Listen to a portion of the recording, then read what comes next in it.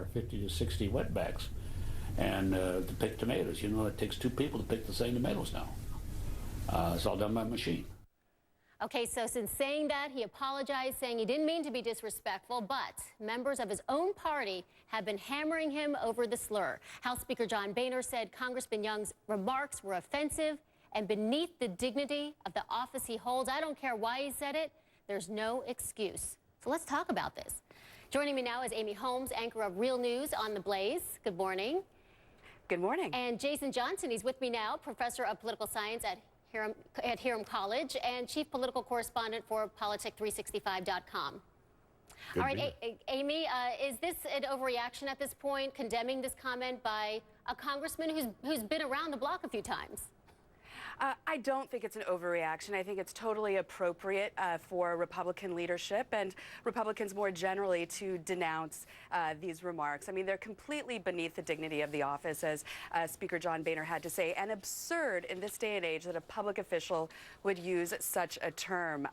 You know, I think deservedly he has been condemned, and rightly he's apologized. So, Jason, let me ask you, would we have heard this kind of, let's say 10 months ago, would we have heard such a strong condemnation for this? Oh, yeah. Look, the Republican Party is very serious about trying to court minority voters. They just lost the last election because they continue to offend and annoy African Americans, Latino Americans, and women. You had the in-head rant situation with Rick Perry last year. You had Rick Santorum saying, I don't want to give money to black people. So this is part of the Republican Party's rebranding. I don't know if it's going to work, but I think this is sincere. Well, I don't think, come on, it's not part of their rebranding. They don't want this kind of thing. What is going wrong here? Why can't they really listen to what they're saying or think about what they're saying before they talk? What's going on here? What's wrong because here? You have racists in the party. And it's really that simple. Look, you have people who are racist, and they still say racist things. It's not unique to Republicans. There are Democrats who do it, too. It's just the Democrats seem to be better at keeping their mouths quiet when they're in the press. And so, again, I think the party itself is trying to change their image from being the party that says things like that, and that's where these condemnations come from. All right, let's move on.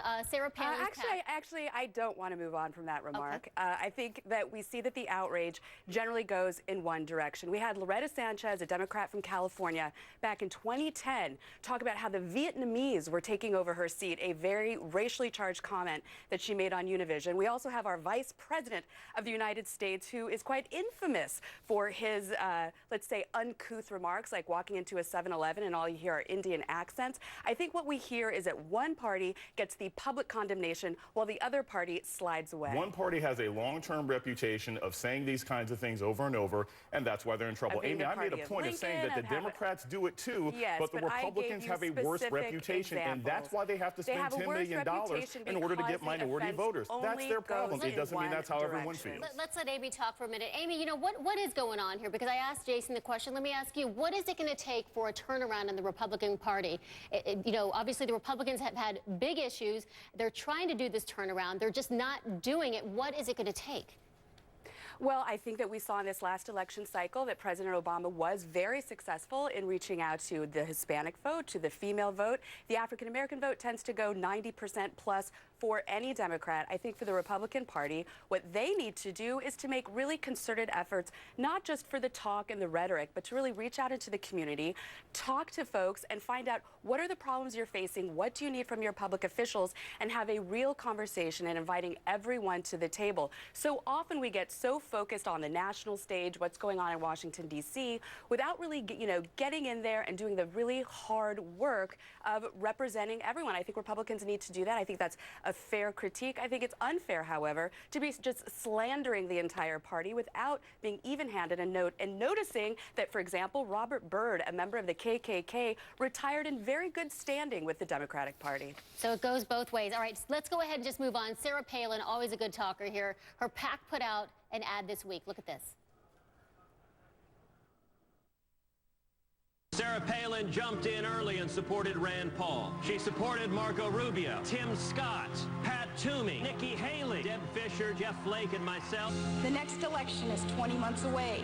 The last thing we need is Washington, D.C. vetting our candidates. I would not be in the U.S. Senate today if it were not for Governor Sarah Palin.